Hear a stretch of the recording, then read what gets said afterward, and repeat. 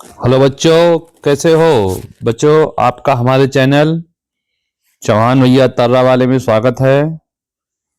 बच्चों, आज हम लोग अपनी पाठ्य पुस्तक पृथ्वी और हमारा जीवन भाग 3 कक्षा 8 के पाठ 2 भारत कृषि एवं सिंचाई के बारे में पढ़ेंगे।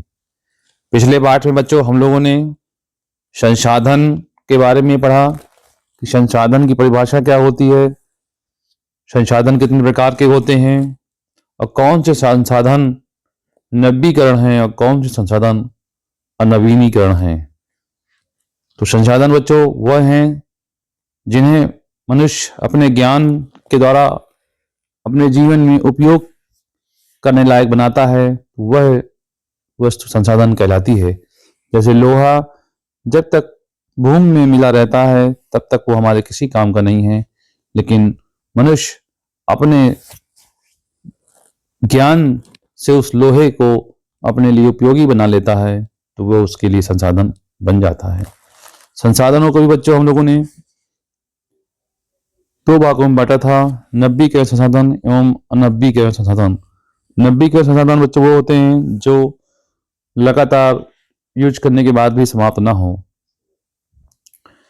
और अनवीकरण संसाधन वो होते हैं जिनका प्रयोग करने पर वो एक दिन समाप्त हो जाएंगे। तो इस बारे में हम लोगों ने पिछले पाठ में विस्तार से पढ़ा था। आज हम लोग पाठ 2 भारत कृषि एवं सिंचाई इस पाठ को अध्ययन करेंगे।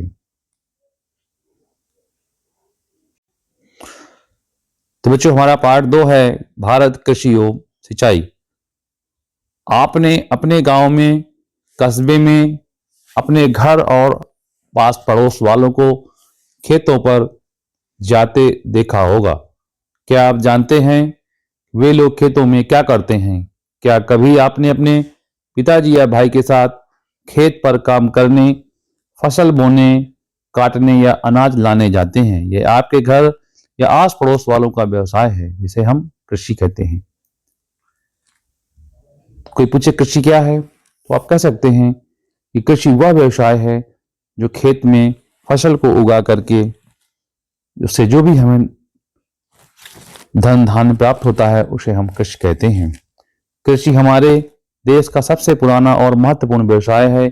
यह हमारे देश के आर्थिक विकास में महत्वपूर्ण है।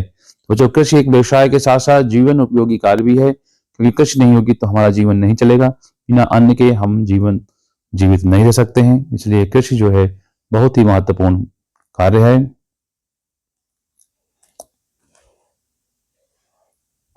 क्या आप जानते हैं कृषि से तात्पर्य केवल खेती या फसलें उत्पन्न करना ही नहीं होता है। कृषि के अंतर्गत पशुपालन, मुर्गी पालन, मधुमक्खी पालन, रेशम कीट पालन, झींगा पालन, बागवानी और मत्स्य पालन भी आता है। कहने का मतलब बच्चों ये है कि खेती के साथ साथ पशुपालन भी आता है। उसके अलावा और भी कई प्रकार के पालन होते हैं, जैसे मधुमक्खी, रेशम कीट, झींगा, बागवानी, मत्स्य, ये सब चीजें भी कृषि के अंतर्गत ही आती हैं। मनुष्य अपनी आवश्यकताओं की पूर्ति के लिए जिन पौधों को उगाता है उन्हें फसल कहते हैं। पशुपालन के अंतर्गत वे पशु पक्षी शामिल हैं जिन्हें मनुष्य अपने उपयोग के लिए पालता है। वानिकी और मत्स्य पालन को भी कृषि के अंतर्गत ही रखा जाता है। वानिकी का मतलब बच्चों बाग बगीचे लगाना या पेड़ पौधे लगाना, और मत्स्य पालन से आप सभी परिचित हैं, मछली के पालन से। सोचिए सबसे पहले लोगों ने खेती करना क्यों प्रारंभ किया होगा? तो बच्चों सबसे जरूरी चीज क्या है? भोजन। तो भोजन के लिए भोजन कहाँ से मिलेगा? खेती से। इसलिए सबसे पहले खेती ही प्रारंभ हुआ होगा। पुराने समय से लेकर अब तक खेती करने के तरीकों में बहुत अंतर आया है। इसे जानने के लिए आप अपने या घर के बड़े बुजुर्गों से पूछिए उनके खेती करने का क्या तरीका था। अब आपके गांव में लोग खेती कैसे करते हैं, लिखिए। तो जो पहले लोग खेती, मुझे लग रहा है ये सबसे पहले फावड़े और कुदाली से करते रहे होंगे। फिर उसके बाद जो है जानवरों का उपयोग करने लगे तो हल बैल आ गए, और उसके बाद जो है फिर ट्रैक्टर आ गया। पहले गांव में खेत जोतने के लिए बैल का प्रयोग करते थे, अब ट्रैक्टर का प्रयोग करते हैं। आप देखते हैं ट्रैक्टर एक आधुनिक उपकरण है। देखिए चित्र में, तो देखिए दिखाई पड़ रहा है आपको चित्र में, देखिए पुराना ये परंपरागत हमारा खेती का तरीका था। पहले लोग इस तरह खेती करते थे, 2 बैल, हर और नीचे पीछे हल लगा रहता था। और अब देखिए बच्चों ये आधुनिक खेती आ गई ट्रैक्टर के द्वारा, है ना। तो ट्रैक्टर जो है एक कृषि के लिए ही बनाया गया मशीन है। आपके गांव में लोग खेती करते हैं, इससे कौन कौन सी आवश्यकताएं पूरी होती हैं?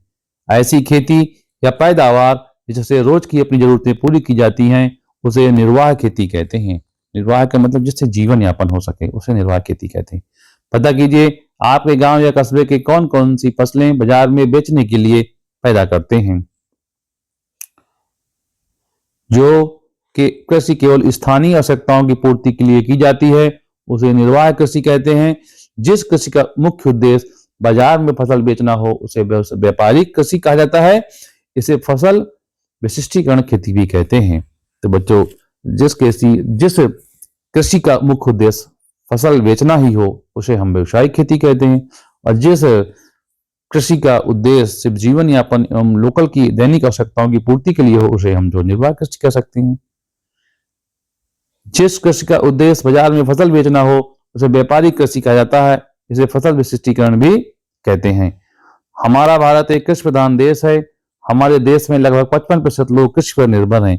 देश की कुल राष्ट्रीय आय का लगभग 17% कृषि से प्राप्त होता है। विभिन्न प्रकार की जलवायु व विविध मिट्टियों के कारण देश में लगभग सभी प्रकार की फसलें उगाई जाती हैं। देश में पैदा होने वाली फसलों को 3 वर्गों में रखा जाता है। खाद्यान्न फसलें, जिसको बच्चों हम लोग खाने में यूज करते हैं, गेहूं की रोटियां सब लोग खाते हैं, चावल, जौ, चना, मटर, दालें, ज्वार और बाजरा। नकदी फसलें उन्हें कहते हैं जिनको बाजार में बेच के हम पैसा हमें मिलता है, अच्छा पैसा मिलता है। गन्ना, कपास, जूट, तिलहन, तंबाकू आदि। पेय एवं बागायती फसलें, चाय, कहवा, रबड़, गर्म मसाले आदि।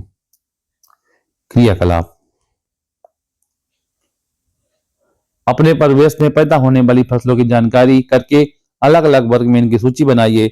आप अपने गांव के आसपास के लोगों को अलग अलग समय में अलग अलग फसलें बोते काटते देखते हैं। पता कीजिए बोने और काटने के समय के आधार पर हम फसलों कितने प्रकार की होती हैं। तो बच्चों, तो आप सब लोग जानते हैं कि हर फसल के बोने का समय और अलग होता है। जैसे हम लोग बरसात में कौन सी फसल करते हैं, ज्यादातर बरसात में हम लोग धान बच्चों बोते हैं, और क्या बोते हैं, मूंग उड़द बोलते हैं, जौ बोते हैं, तिली जौ क्या कहते हैं, तिली बोते हैं। तो इस आधार पर हम जो है फसलों को 3 प्रकार बांट सकते हैं, 3 प्रकार की फसलों में बांट सकते हैं। पहला रबी की फसल, खरीफ की फसल और तीसरा है जायद की फसल। जाड़े के समय में प्रारंभ में बोना और ग्रीष्म ऋतु के प्रारंभ में काटना, इसे हम कहते हैं रबी फसल। तो बताइए बच्चों, रबी फसल में कौन कौन से होते हैं? उपज गेहूं होता है, चना होता है, जौ, मटर, सरसों, अलसी और राई आदि। खरीफ की फसल बच्चों कब बोते हैं हम लोग? वर्षा ऋतु के प्रारंभ में बोना और शीत ऋतु के प्रारंभ में काटना। इसमें जो है कौन कौन सी फसलें बच्चों आती हैं? इसमें आते हैं धान, है ना, धान आता है, और मक्का आता है, ज्वार, मूंगफली, जूट और मूंगफली आदि। जायद की फसलें जो कब बोते हैं? मार्च अप्रैल में बोना और उपज तैयार होने पर प्राप्त करना, तरबूज, खरबूज, ककड़ी, सब्जी आदि।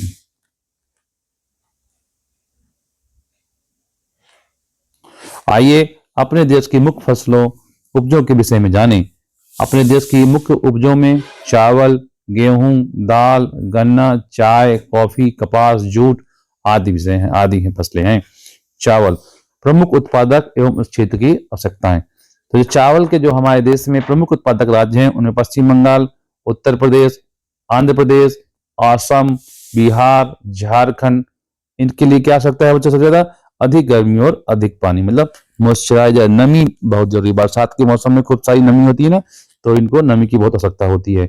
उड़ीसा, तमिलनाडु, हिमाचल, मेघालय, केरल, त्रिपुरा उपजाऊ चिकनी मिट्टी कहते हैं इनके लिए। चिकनी मिट्टी कहते हैं उसके लिए चिकनी मिट्टी की अधिक आवश्यकता होती है।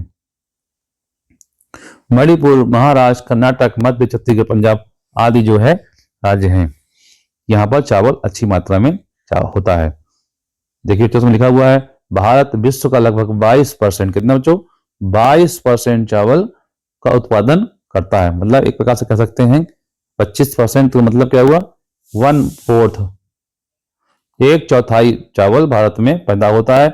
चीन के बाद भारत का विश्व में चावल उत्पादन में दूसरा स्थान है। मतलब हमसे अधिक चावल कोई अगर देश पैदा करता है तो वो चीन है। उसके बाद जो है हमें, ये देखिए चित्र में दिख रहा है, जो चित्र में देखिए, ये देखिए, ये जो एरिया को दिख रहा है, ये पूरा एरिया जो है चावल का प्रधान एरिया है। और कुछ कुछ यहाँ भी है, कुछ यहाँ भी होता है, कुछ यहाँ भी होता है। ये पूरा जो हमारा एरिया है, ये पूरा चावल प्रधान एरिया है। यहाँ मुख्य फसल चावल है। यहाँ पर दो दो बार चावल पैदा करते, क्योंकि यहाँ पर नमी अधिक होती है, गर्मी भी पड़ती है पर्याप्त मात्रा में।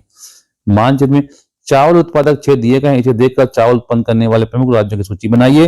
क्या आप जानते हैं चावल भारत में 7,500 वर्षों से भी अधिक पहले से उगाया जा रहा है। बच्चों करना क्या है, आपको इस मानचित्र के आधार पर आपको राज्यों के नाम बताने हैं। जैसे आप देखिए, ये उड़ीसा हो गया आपका, है ना, ये आंध्र प्रदेश हो गया, ये देखिए उड़ीसा है, ये पश्चिम बंगाल है। इसके वो छत्तीसगढ़ में आप आ जाएंगे, फिर यहाँ पर आपका जो है झारखंड है, फिर बिहार है, और भी उत्तर प्रदेश भी है, और ये कुछ है इलाके हैं। तो ये सारा जो है इसकी सूची आपको बनानी है। ये कार्य आपको स्वतः करना है। ठीक है बच्चों, तो चलिए आगे पढ़ते हैं।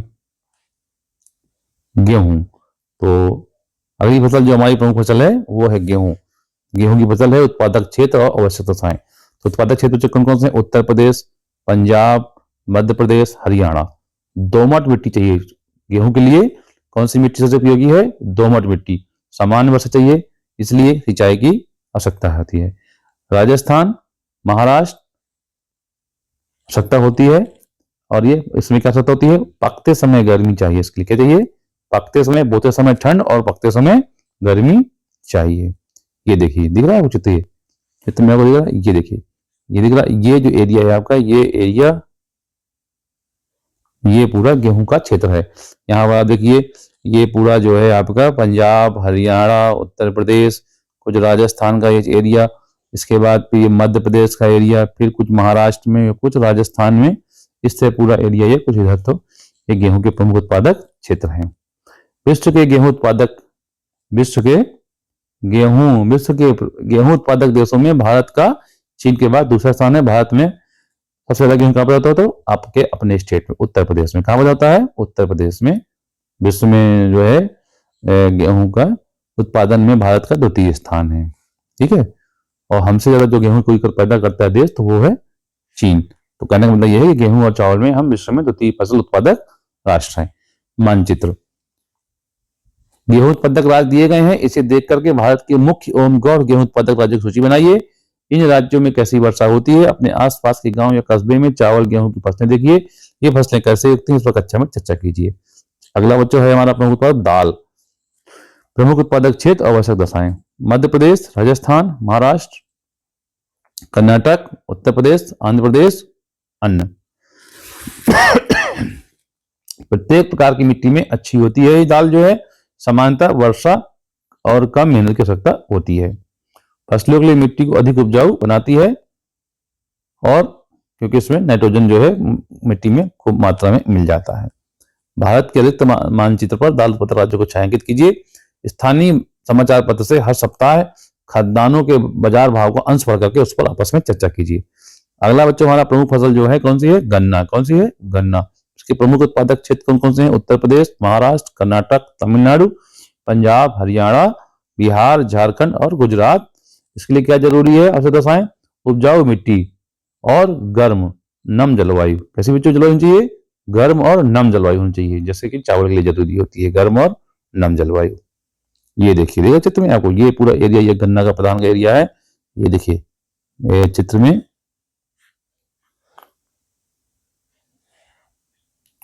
ये चित्र में ये पूरा एरिया, और ये पूरा देख रहे हैं, ये इसको देखिए। आप देखिए पूरा जो है, आप देखिए यहाँ पर पंजाब, ये पूरा उत्तर प्रदेश है, कुछ मध्य प्रदेश, कुछ छत्तीसगढ़, कुछ थोड़ा सा लिए हुए, कुछ बिहार का हिस्सा हुआ है, और ये यहाँ पर देखिए जो है गुजरात का, ये महाराष्ट्र, और इसके बाद जो है कर्नाटक का जो है, और कुछ इधर पर आंध्र प्रदेश, और ये उड़ीसा। ठीक है, तो ये यहाँ पर जो है गन्ने की अच्छी पैदावार होती है। ये देखिए जो गन्ने के खेत हैं। सोचिए और बताइए, आप जिस गुड़ का प्रयोग करते हैं वो किससे बनता है? गुड़ बच्चों कैसे बनता है? गन्ने से बनता है। गन्ने से बिना एक और खाद्य पदार्थ बनाई तो गन्ने से चीनी भी बनती है। गुड़ भी बनता है और चीनी भी बनती है। चलिए इसके देखते हैं क्या लिखा हुआ है। चाय, देख रहे हो चाय, चाय जो है आप बहुत जरूरी चीज है, सब लोग चाय पीते हैं ना, चाय सुबह सुबह से चाय पीते हैं। ये देखिए चाय। उत्पादक राज्य कौन कौन से हैं? असम, पश्चिम बंगाल, मेघालय, अरुणाचल प्रदेश, उत्तराखंड, हिमाचल प्रदेश, तमिलनाडु, केरल के पहाड़ी ढाल। और इसके जरूरी क्या है? जो जरूरी इसके लिए है कि अधिक वर्षा होना जरूरी है, गर्मी भी होनी चाहिए, अधिक वर्षा और गर्मी, पहाड़ी ढाल जिस पर पानी न रुके अन्यथा जड़ें गल जाती हैं। चाय की संक्षिप्त कहानी। विश्व में चीन के लोगों ने सबसे पहले चाय पीनी शुरू की। शुरू शुरू में यह केवल कुछ लोगों तक ही सीमित थी। प्रारंभ में इसे औषधि रूप में समझा जाता था। औपनिवेशिक अंग्रेजों ने 1629 में उत्तर भारत में असम में चाय की जो है खोज की और चाय को जो बड़े पैमाने पर बागायती कृषि के रूप में शुरू किया। ये देखिए चाय का बागान है, यहाँ पर बच्चे चाय तोड़ते हुए। तो चाय उनका हुआ। कहवा या काफी भी चाय की तरह ही पेय पदार्थ है। इसके मुख्य उत्पादक क्षेत्रों को भारत के मानचित्र पर देखिए। चाय उत्पादक राज्यों की सूची बनाइए। बताइए मैदानी भागों में चाय की खेती क्यों नहीं होती है? चाय खेती क्यों होती है मैदानी भागों में? क्योंकि यहाँ पर चाय के लिए हमें पहाड़ चाहिए, अधिक वर्षा चाहिए, अधिक नमी चाहिए और पहाड़ों की ढाल चाहिए। तो मैदानों में कहाँ ढाल मिलेगी? क्योंकि अगर हम मैदानों में बोएंगे तो जड़ें क्या होंगी? पानी की वजह से सड़ जाएंगी। इसलिए पानी का ठहराव नहीं चाहिए, पानी बहे और निकल जाए, ऐसी चाहिए। इसकी कहानी बच्चों पढ़ लीजिए। चीन में विश्व के लोगों ने सबसे पहले चाय पीनी शुरू की। सबसे पहले चाय कहां से बच्चों? चीन से आई। कहां से आई? चीन से। सबसे पहले चीन ने पीना शुरू किया। फिर शुरू में यह आदत केवल कुछ लोगों तक की सीमित थी। प्रारंभ में इसे औषधि पौधा माना गया। औपनिवेशवादी अंग्रेजों ने वर्ष 1829 में उत्तर पूर्व भारत के वनों में असम चाय की खोज कर ली। चाय की बड़े पैमाने पर खेती को चाय बागान या चाय बागानी कृषि कहते हैं। चलिए बच्चों अगली हमारा क्या है? कपास। क्या है? कपास। देखिए जो कपास है, कपास के प्रमुख उत्पादक राज्य महाराष्ट्र, गुजरात, मध्य प्रदेश, पंजाब, तमिलनाडु, उत्तर प्रदेश, बंगाल, आंध्र प्रदेश, कर्नाटक, हरियाणा। इसी तरह जूट देखिए असम, पश्चिम बंगाल, मेघालय, बिहार, उत्तर प्रदेश और उड़ीसा। रसायन क्या चाहिए? उचित काली मिट्टी चाहिए इसके लिए, गर्म और नम जलवायु, 100 सेंटीमीटर अधिक वर्षा चाहिए तथा सिंचाई का उचित प्रबंध व उपजाऊ मिट्टी। और जूट के लिए अधिक वर्षा, गर्म व नम जलवायु चाहिए। ये देखिए जो चित्र में दिखाई पड़ रहा है, ये चित्र देखिए, ये क्षेत्र हैं जूट के,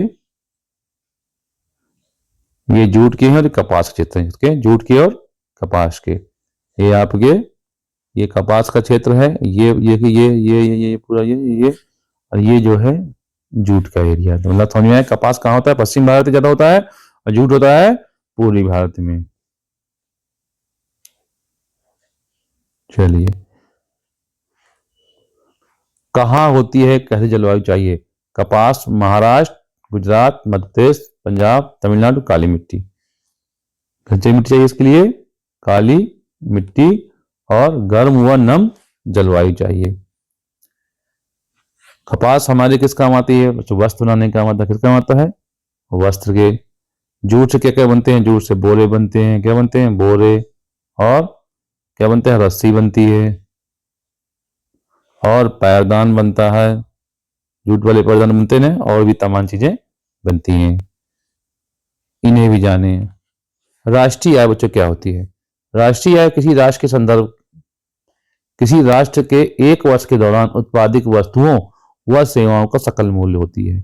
यह किसी भी देश के विकास के स्तर को बताती है। मतलब एक साल में हम जो भी पैदा करते हैं और जो भी हम सेवाएं प्रदान करते हैं, अगर उनको मूल्य के रूप में नापा जाए तो सकल मूल्य जो होता है उसे हम देश के राष्ट्रीय आय कहते हैं। और ये राष्ट्रीय आय विकास का द्योतक होती है, सूचक होती है।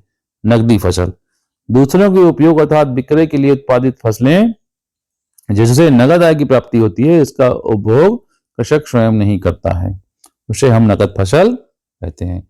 कभी बाढ़ आने पर तो कभी सूखा पड़ने पर खेती नष्ट हो जाने का भय रहता है। अच्छे बीज और खाद समय से न मिलने पर भी समस्या का भी सामना करना पड़ता है। छोटे छोटे बिखरे हुए खेतों के कारण किसानों को कृषि कार्य करने में कठिनाई होती है। कभी कभी पशुओं में बीमारी फैलने से कृषि कार्य बाधित हो जाता है। नहरों में समय से और पर्याप्त पानी न होने से फसल उत्पादन में प्रतिकूल प्रभाव पड़ता है। यही सब हमारी कृषि की समस्याएं हैं। राष्ट्रीय नीति बच्चों क्या है, देखिए हमारी कृषि की राष्ट्रीय कृषि नीति। भारत सरकार द्वारा घोषित राष्ट्रीय कृषि नीति का उद्देश्य कृषि क्षेत्र में उच्च बेहतर दर प्राप्त करना है। ऐसे विकास को प्रोन्नत करना है जिससे हमारे संसाधनों का कुशलतापूर्वक प्रयोग हो और हमारी भूमि जल और जैव विविधता को सुरक्षित रखा जा सके। किसानों को मूल संरक्षण प्रदान करना। मूल संरक्षण मतलब क्या है, तो किसान सरकारी रेट में हमें गल्ला बेचने की सुविधा होना। कृषि क्षेत्र में फसलों के बीमाकरण, जैव प्रौद्योगिकी पर बल देना एवं कृषि कार्यों के लिए किसानों को ऋण सुनिश्चित करना। इसके लिए केसीसी के तहत हमको ऋण प्रदान करती है गवर्नमेंट। क्या इनके अतिरिक्त भी कोई कृषि संबंधी समस्या है जिसका आपके क्षेत्र के लोगों को सामना करना पड़ता है, पता कीजिए। कृषकों को अपने व्यवसाय से संबंधित कठिनाइयों से निपटने के लिए सरकार ने निम्नलिखित व्यवस्थाएं की हैं। पहला, पैदावार की उचित दर प्रदान करने के लिए अनाजों फसलों की खरीद की न्यूनतम दर निश्चित की जाती है। खरीद बेच हेतु मंडियों और विपणन केंद्रों की स्थापना की गई। आने जाने व फसलों की ढुलाई के लिए छोटे बड़े मार्गों को बनाया है। खाद्य संरक्षण के लिए गोदाम शीतघरों की स्थापना है। किसान क्रेडिट कार्ड बनाकर किसानों को ऋण उपलब्ध कराना है। विभिन्न प्रकार की फसल बीमा योजनाओं का संचालन किया जाना है। आप किसान क्रेडिट कार्ड और फसल बीमा के बारे में जानकारी करके शिक्षक से चर्चा कीजिए। तो बच्चों, किसान क्रेडिट कार्ड वो होता है जिसमें कि किसान अपनी जमीन को बैंक के पास रख करके उससे लोन ले सकता है बहुत ही अल्प ब्याज पर, और समय से उसको फसल आने पर उस ब्याज को, उस लोन को जमा कर सकता है। फसल बीमा योजना क्या होती है? इसमें फसल की बीमा योजना होती है, इसमें से कुछ राशि जमा करनी पड़ती है छोटी सी, और कोई भी मतलब प्राकृतिक आपदा या भू आपदा आने पर, फसलों के नष्ट हो जाने पर किसान को उसका उचित मुआवजा मिलता है। चकबंदी के बारे में जो बात करें, चकबंदी क्या चीज है? आपने अपने घर या आस पड़ोस में चकबंदी की बात सुनी होगी। क्या आप जानते हैं चकबंदी क्या है? आइए जानते हैं उसके बारे में कि चकबंदी क्या है। नीचे के चित्र में देखिए कई रंग के खाने बने हैं। मान लीजिए एक रंग के चौकोर खाने एक वृत्त के इधर उधर बिखरे खेत हैं। साथ के सादे खानों में अलग वृत्त के बिखरे बिखरे खेतों को मिलाकर एक जगह कर दिया जाएगा, तो इसी को हम लोग चकबंदी कहते हैं। उससे क्या होगा? खेती का एरिया बढ़ जाएगा और किसान को भी ज्यादा परेशानी नहीं होगी और किसान को एक ही जगह सुविधा इकट्ठी करनी पड़ेगी। छोटे छोटे टुकड़ों के बिखरे हुए जोतों को सही ढंग से खेती नहीं की जा सकती, अतः लागत भी ज्यादा आती है। इसीलिए चकबंदी द्वारा किसानों को दूर बिखरी के जोतों को एक चक के रूप में बदल दिया जाता है। इसी को चकबंदी कहते हैं।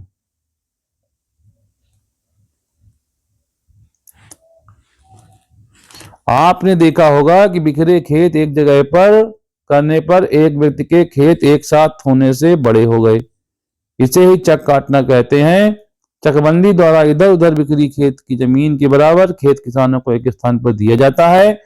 अपने आस पड़ोस वालों से पूछिए चकबंदी से क्या क्या लाभ हुआ। सिंचाई, क्या कभी आपने घर पर गमला या पौधों को पानी डालते हैं? क्या आपने किसानों की खेतों की सिंचाई करते देखा है?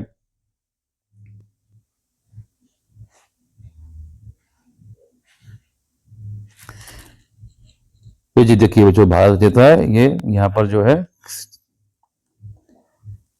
ये चित्र में आप देखिए, ये गंगा जमुना का मैदान है, ये गंगा गंडक मंगला और ये सब जो है नंदी घाटी परियोजनाएं हैं।